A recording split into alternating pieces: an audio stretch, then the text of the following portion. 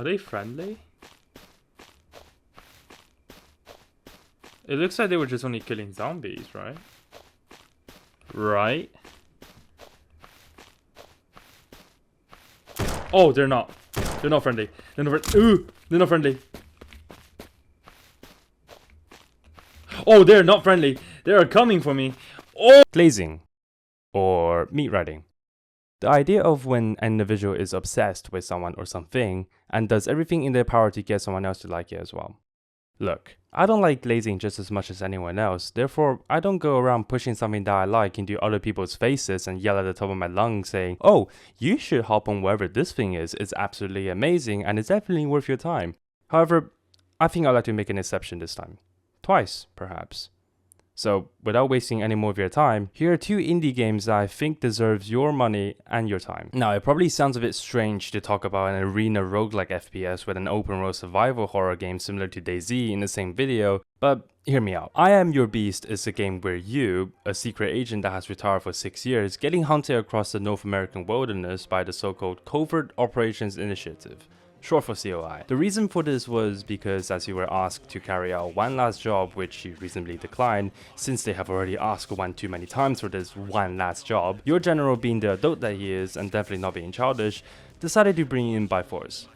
And by force I mean he invested all of his resources on trying to bring you back in. With a story campaign of more than 20 levels, every chapter has a replayable element to it, as the whole point is to get the fastest time possible with each run. So I say this game's pretty speedrun friendly. Okay, heavy spoiler alert from now on, or else there's literally no way I can talk about this game without spoiling anything. So if you're interested in just from me describing the general overview of this game and the little bit of gameplay that I showed, I recommend you give it a go first. What made this game so enjoyable for me during the first playthrough was not just because I felt the same rush of adrenaline like when I first played Ultrakill. It was not just because how I liked the fact that you can throw practically anything that you can pick up and get really creative. And it was not, okay, I can actually just keep listing all the things I like about this game. Voice acting! Actually, now that I think about it, it's more like the scripts as well. Let me know when you need to go to the bathroom. I'll take watch. I'm fine. What do you mean you're fine? I haven't seen you piss all day, dude. The fuck, do you watch me piss? No! Stop deflecting! Alright, look. If I go to the bathroom, he'll get me, okay? And if I just up and shit myself, then Harding will still get me, and my mom will have to go to my funeral and look down on her boy and know that he shit himself right before he died. So yeah, I'm gonna fucking hold it. Are you happy? You need to piss, Alan. Alphonse Harding! Respond! No access code? Fuck your access code! Alphonse, do you know about Leeson Air Force Base? I really don't like whatever you're leading up to with that. It's been a while, by the way. Hi. Hi. I gotta move slowly first. And... Oh, fuck!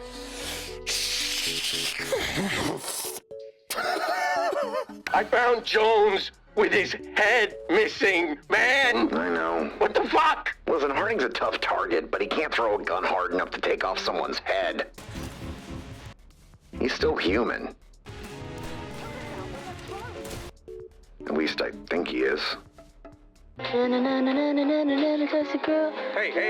no personal devices. We need everyone comm ready in case Harding shows up. I am using my communicator, sir. I figured the brass were using music to keep up morale. What?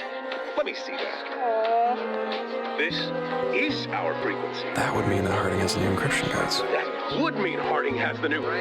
Fuck! Can't even handle an individual action once the server is sensors battered like halibut. How the fuck do they think they can be expected to manage an insect? Good track to die to. The delivery of the dialogue by the voice actors in this game are absolutely mint. I didn't hear any dialogue that sounded forced, and elaborations are always added when needed. And I thought this would be important to mention since this game doesn't have any visual cutscenes, whereas instead, they have the text lines of the dialogue paired with different colors to present the idea that is another person speaking, along with their emotions and depending on what is being said. Since you can't see physical emotions, the voice acting will have to be exceptional. And honestly, I think they nailed it to the point where it is better than the majority of modern titles out there today. Alphonse. Just because I happen to be here when you called doesn't mean I'm waiting for you. Yeah, okay, babe. babe. As a new cutscene, which are basically progression within a campaign, can be unlocked after every new chapter that you finish playing through. It quickly became very addicting as I couldn't get enough of the voice acting, and also curious to see how this private guerrilla war you're having with your own general continues to escalate. Since you don't have any weapons of your own, you pick up weapons from the enemy after you knock them over with either by kicking them or throwing whatever you have in hand at them, which is literally how the first level start, where you chuck a big lump of wood at their head or smack them. And as you progresses through the stories, the variety of weapons you get to play with increases as the general sense of better equipped soldiers who deal with you, thus making the range of your weapon of choice quickly changes from pistols and knives to shotguns, assault rifles, sniper rifles, and even RPGs. And yes, you can collab with the snipers. I mentioned something about getting creative in this game. Each level you need to achieve a specific rank to pass and progress to the next one. This then basically encourages players to be more efficient on killing the enemies, and by trying to find the most efficient route, it can often be quite entertaining trying out various methods with each playthrough. Each levels also have mini challenges that come with them, which are optional. Despite some of them being quite a pain to do, it still promotes the idea of creativity within the game. Now, the game has been released for a while now, and they have recently added some new things to the game. One is a series of chapters that are for after you finish the main story campaign, in which I had a blast playing, and the other being a series of levels that are designed to be very difficult to complete to challenge the more competitive players. The continuation levels are basically standing in the shoes of the people that have returned from trying to capture you, recounting their traumatic experiences as you play through them. God. Yeah. How'd you make it out? You know what's funny?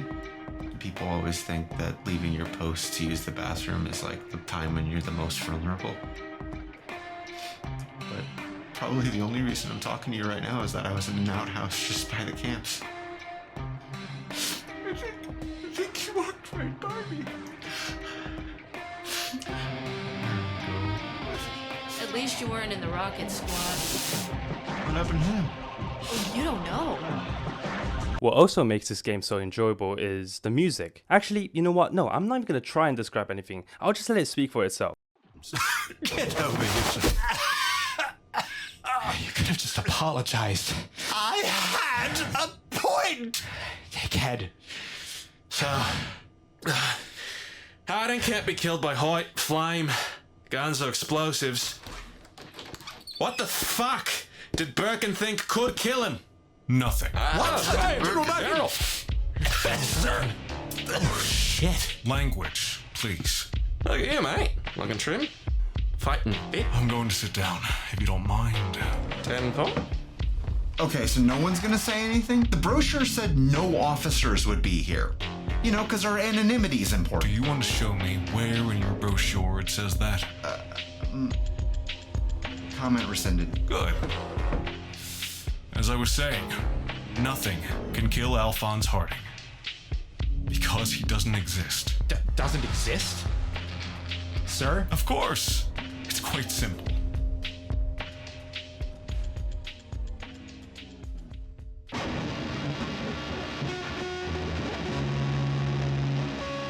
You're telling me an invincible man in a sweater is slaughtering hundreds of the greatest agents in the world? That doesn't sound real. That doesn't even make sense.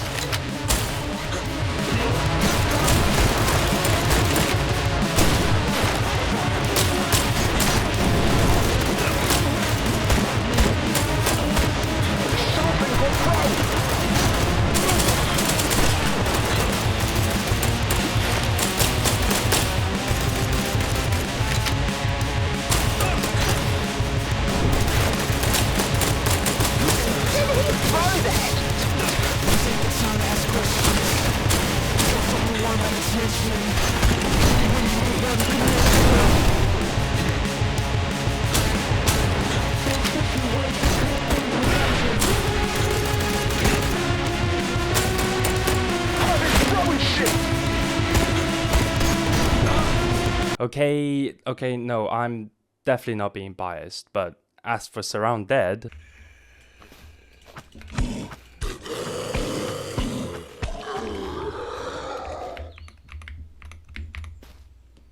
obviously there should be less case of feeling extremely hyped and excited in the game because it's a survival game after all, where you have to do things the safe and calculated way most of the time. SurrounDead at first for me felt like unturned. I stumbled across this game after it was released for about a year. Back then there were still quite a few bugs going around, and I never really got to finish the gameplay loop as I kept dying while trying to explore the entire map of the game. I then stopped playing for a while and came back recently to see how things had developed and was pleasantly surprised. There are now skill trees, weapon attachments, new POIs, and just general quality of life improvement that made the game feel smoother to play. Although I kinda didn't like the fact that I can still cheese the system in some part. In buildings, zombies can get stuck on broken walls and you can just farm them easily for XP. Turning up the gamma makes nighttime basically non-existent, and you can stack backpacks within backpacks on a limited amount of times. But overall, it was really fun playing the game. Unfortunately, I died forgetting to save for the entire playthrough while recording, which is when I discovered keycards and quests that you can use and take on to unlock areas and complete tasks, so I don't have the footage of those sadly. The game is also very customizable with things such as loot spawn, difficulties, day and night length, and so on. So I guess this makes it very friendly to all kinds of people, from players who just want to explore and build a house, to players who are more interested in a hardcore experience. What was also very satisfying about the game for me is looting. Ooh, nice. Ooh. Oh my god. Because it's a PVE game, so I don't have to worry as much on losing everything I have, and just the constant idea of thinking I can find something better in particular areas just kept me going. I found this hotel building which I saw a helicopter crash into the side. My instinct just instantly told me there might be some high tier loot up there. Because of how the building was damaged internally, I had to go through rooms and holes in the walls to scale the building slowly, and actually found high tier loot inside. It's seriously irritating though, not being able to just take everything with me, as I had to decide every time what I should drop when I find something better or more valuable. All in all, both these games are fun in their own way. And what I personally found interesting was switching between the two while I was recording, playing SurrounDead to relax and do some world exploration, and playing I Am Your Beast when I feel a bit tired to get my blood flowing. But anyway, thank you so much for watching. We're almost at 500 subscribers, and I have a video in the work which I guess counts as a 500 subscriber special, as I'm putting a lot of time into making it. So thank you again, please like and subscribe, and I'll see you all later.